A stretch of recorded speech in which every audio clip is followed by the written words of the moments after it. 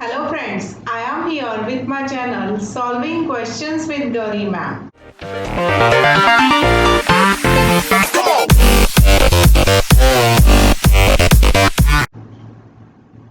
In today's video, we are solving one question from TIFR GS examination. This examination is conducted for pursuing MSc in Wildlife and Conservation. The question is taken from the paper 2020. The wings of bats and birds are example of, options are analogous traits, homologous traits, vestigial traits, or whether it is a atavistic traits. So we will go through each option, find the details of each option and then come to the answer.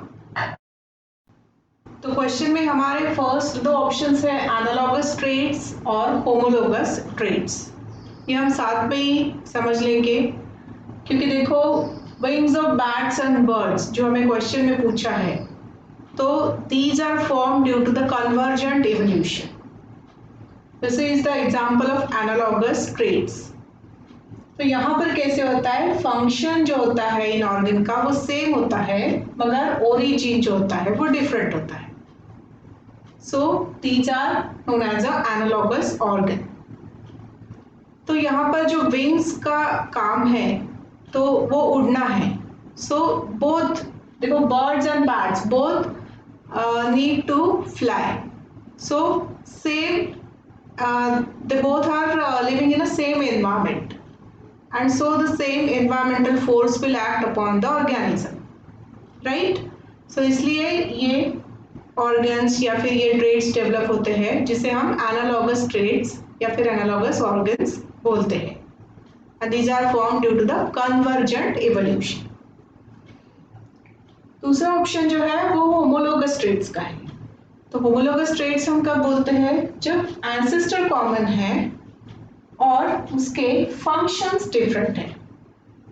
जैसे कि some common ancestor से 4 limbs of bat है, human है, frog, horse have developed, diverge हुए. Ancestor common था मगर ये 4 limbs के स्ट्रक्चर्स डाइवर्स हो गए हैं, उनका फंक्शन डिफरेंट रहा है. So these are form due to the divergent evolution. We call it as a homologous traits. तो ये इसका एग्जाम्पल है 4 limbs of bat, human, horse. And here remember common ancestor, that is origin is same in case of homologous traits and function is different. Option C है vestigial traits. तो ये वो organs होते हैं जो इनिशियली कुछ काम के रहे होंगे. जैसे कि बॉडी हेयर है जो हमें जब हम बाहर रहा करते थे, जंगल में रहा करते थे, so that were protecting us from the environment. जैसे कि एनिमल्स पर जो हेयर होते हैं उनका ठंड से प्रोटेक्शन होता है, पानी से प्रोटेक्शन होता है. तो these were useful in a initial generations but now there is no use of body hairs to us. तो इस तरह से जो ऑर्गन्स रहते हैं, जो ट्रेट्स रहते हैं, उसे हम वेस्टिजियल ट्रेट्स कहते हैं. दूसरा एग्जांपल है कि सूडो जीन्स. हमारे जीनोम में बहुत सारे सूडो जीन्स हैं जिनका पहले कुछ फंक्शन रहा होगा मगर आज की डेट में वो सूडो जीन कहते हैं, वो कुछ काम के नहीं हैं. So these are a vestigial traits. चौथा ऑप्शन जो है वो है एटाविस्टिक ट्रेट्स. तो जब एटाविस्टिक ट्रेट कहते हैं तो ये ट्रेट्स है जो after some generation reappears. Genetic trait that reappear after skipping several generations. जैसे कि ब्लू आईज, मतलब कोई पर्सन है उसके ग्रैंड पेरेंट्स के ब्लू आईज रहे होंगे, अभी उसके ब्लू आईज है.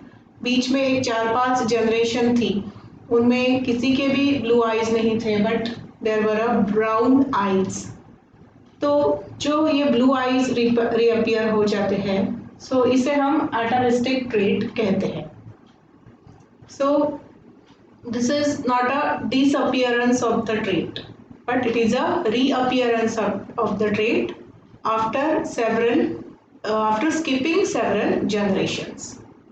और वेस्टिजियल ट्रेट्स वो है जो इनिशियली कुछ फंक्शन रहा होगा मगर आजकल वो ऑर्गन्स तो प्रेजेंट है, वो ट्रेट्स तो प्रेजेंट है मगर उनका कुछ काम नहीं है.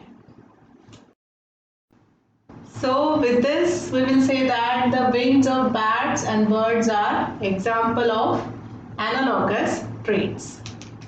Option A is the correct answer for this question. Here I have concluded with today's video. I request you to please like, share and subscribe for my channel and also to hit the bell icon. Thanks for watching.